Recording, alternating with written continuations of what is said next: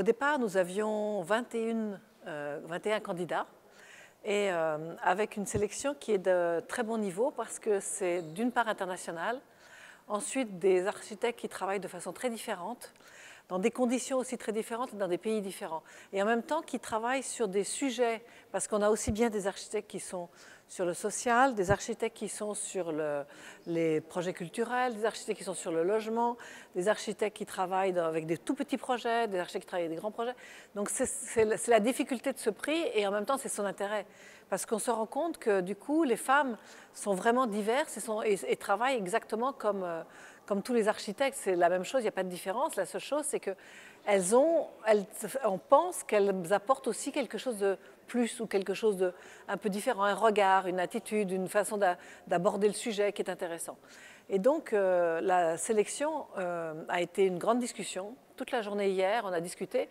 Et l'intérêt aussi de ce jury de Italcimenti, c'est que nous ne sommes pas toutes architectes. Nous avons la moitié d'architectes et la moitié de femmes de la société civile, mais vraiment des femmes fortes. Moi, que j'admire beaucoup et je suis vraiment ravie de les retrouver parce que ce sont des femmes incroyables.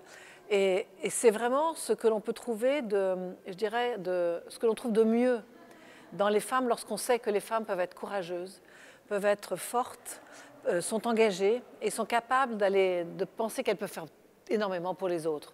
Et ça, c'est ce jury-là. Et donc, nous, les architectes, on se sent un peu faibles, enfin un peu petites par rapport à elles, parce qu'on n'a pas l'impression qu'on est aussi costaud qu'elles, aussi forte qu'elles, même si dans notre métier, on est obligé d'être forte. Mais ces femmes-là, moi, je les admire de façon incroyable. Que ce soit la mère de Bethléem, que ce soit Samia, la Ghanéenne, que ce soit Sheka, d'Arabie Saoudite, elles sont incroyables. Et moi, je reste ébahie par elles et je les admire beaucoup. Donc, ensemble, on arrive à discuter. Et c'est toujours intéressant parce qu'on se rend compte que petit à petit, on a presque des idées similaires. C'est-à-dire qu'en fait, elles regardent, elles, avec leur point de vue, qui n'est pas du tout le même que le nôtre, mais on arrive à se rencontrer sur des noms, sur une liste, sur une short list, et après, petit à petit, on approche la sélection. Et finalement, ce matin, nous sommes arrivés à l'unanimité sur un nom. Et le nom, c'est cette femme architecte portugaise qui s'appelle Inès Lobo, que je ne connaissais pas du tout, je ne connaissais pas son travail, mais qui, au travers de ses projets, montre une force incroyable, aussi très forte, une incroyable force, une grande détermination. Elle est très radicale et en même temps, elle est très précise. C'est-à-dire qu'en fait, elle est capable elle travaille toujours avec les mêmes matériaux, mais en même temps, elle les assemble. Elle a une vision de la matière et de l'architecture et de l'espace qui marchent ensemble et qui fait que le raccord entre les choses est toujours extrêmement précis et extrêmement détaillé et très fin. Donc c'est à la fois radical et fin. C'est très étonnant. Et à cause de ça, je pense que c'est une très grande architecte. Non, je crois pas qu'on puisse dire qu'il y a une forme d'architecture ou une forme de façon de faire spécifique des femmes. Je pense que les femmes s'intéressent à tous les sujets, s'intéressent à toutes les catégories de projets. Et c'est ça qu'on voit au travers de la sélection de ce jury. Parce que c'est vraiment très, très diversifié et très diversifié dans le monde. Il y a des architectes qui ne travaillent que localement dans leur pays. Il y a des architectes qui travaillent dans plein de pays à la fois. Il y a des architectes, comme par exemple une des mentions qui est Anna Ehringer, qui ne travaille pas dans son pays, mais qui travaille en Chine, en Inde, au Bangladesh, et des endroits comme ça, à travailler avec les communautés, avec les gens.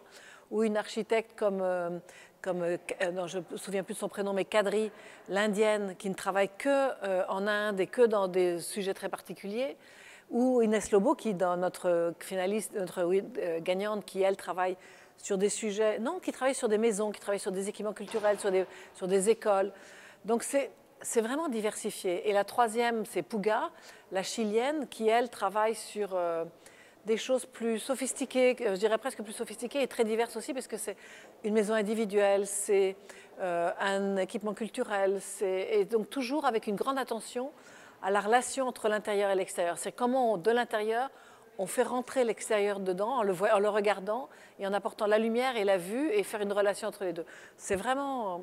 Tous les travaux qu'on a vus sont impressionnants. Moi qui ne travaille pas beaucoup avec le ciment et avec le béton, je suis totalement fascinée par Italcimenti. Je suis totalement fascinée par le laboratoire d'Italcimenti.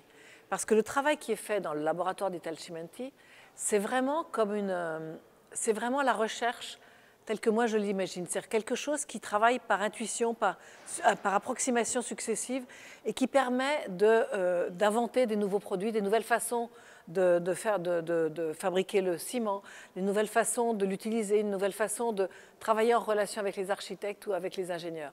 Et ça, c'est vraiment unique dans le monde. Et c'est tellement unique que moi, je vais ouvrir une école d'architecture à l'automne prochain. Et on va travailler ensemble avec Italcementi parce qu'on va collaborer pour voir comment on peut faire progresser cette recherche pour nous, les architectes, mais aussi pour eux, l'industrie du ciment. Et c'est vraiment intéressant parce que je me rends compte petit à petit, dans mes projets, moi qui travaille beaucoup avec l'acier et le verre, donc évidemment beaucoup avec la construction, qui aime la construction, même dans le béton, même dans le ciment, on peut travailler sur l'expérimentation. Et j'ai fait un chantier récemment à Lille de logement, où les logements sont assez différents les uns des autres. Et l'entreprise, qui était une entreprise qui pensait qu'elle allait les construire de façon traditionnelle, tout d'un coup s'est mis à réfléchir à cause de mon projet et a dit, eh bien, je vais chercher à faire l'industrialisation de projet, mais en regardant comment cette industrialisation peut en même temps s'adapter en étant flexible pour s'adapter aux variations du projet. Et du coup, ça m'a donné moi envie, alors que d'habitude, je ne travaillais pas avec ces industries. Donc et j'ai vu les camions d'Italcementi sur mon chantier, donc j'étais très contente.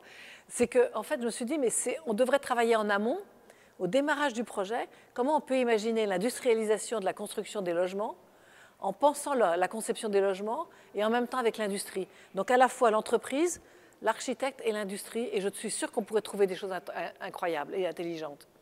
Et ça m'intéresse. Moi qui ne m'intéressais pas au béton, je m'intéresse au béton grâce à ce que fait Italcementi. Parce que tout d'un coup, ça devient intéressant. Ça devient pour moi quelque chose qui devient de la fabrication, de la pensée appliquée à une matière pour la transformer et pour en faire quelque chose d'autre. Et ça, je trouve ça formidable. Et ça, du coup, ça ne devient pas quelque chose de sale, ça ne reste pas quelque chose d'ordinaire. Ce n'est pas juste du ciment pour du ciment. C'est un matériau qui devient intelligent. Et cette intelligence, elle est au bénéfice de la construction, est au bénéfice des projets, au bénéfice même de la pensée architecturale. Et ça, c'est fantastique. La question de la durabilité est une question un peu ambiguë, je trouve, en architecture aujourd'hui. Parce que tout le monde imagine que c'est tout de suite pour sauver l'énergie, pour la planète, pour des choses comme ça, alors qu'en fait, il y a en même temps pour les architectes, il y a une difficulté, un paradoxe à traiter cette question. Parce que les bâtiments qui durent dans le temps, est-ce qu'ils ont la capacité de s'adapter à l'évolution des modes de vie, à l'évolution de la société? Et moi, j'ai toujours pensé que l'architecture doit être imaginée comme quelque chose qui se transforme et qui permet la transformation. L'architecte, il fait son bâtiment une fois, peut-être, mais après, il peut se transformer. Parce que la vie, ce n'est pas tous les jours pareil.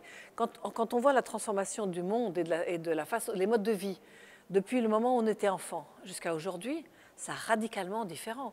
On voyage, on a des smartphones, on travaille d'une autre façon, on peut travailler à la maison, on est connecté au monde entier, les familles se changent tout le temps maintenant. Donc l'espace de l'architecture doit pouvoir permettre cette transformation. Donc de quelle durabilité on parle? D'une durabilité pour un moment, donc d'un bâtiment qui après, par ses transformations, pourra devenir autre chose et s'adapter à une autre fonction, à un autre programme?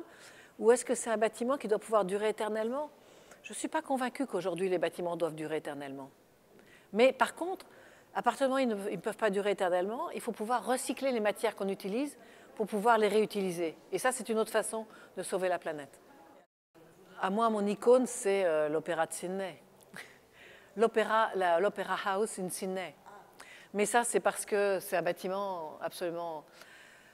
C'est une forme incroyable, c'est un emplacement incroyable, c'est un architecte qui n'avait jamais fait de bâtiment comme ça, qui a construit cet objet, ce lieu et cet espace en même temps, qui est devenu la représentation et l'image d'une ville et l'image d'un pays presque. Et ça, c'est incroyable. Et en même temps, c'est très poétique. Ça contient tellement d'histoire, ce bâtiment, que pour moi, c'est l'icône suprême du XXe siècle.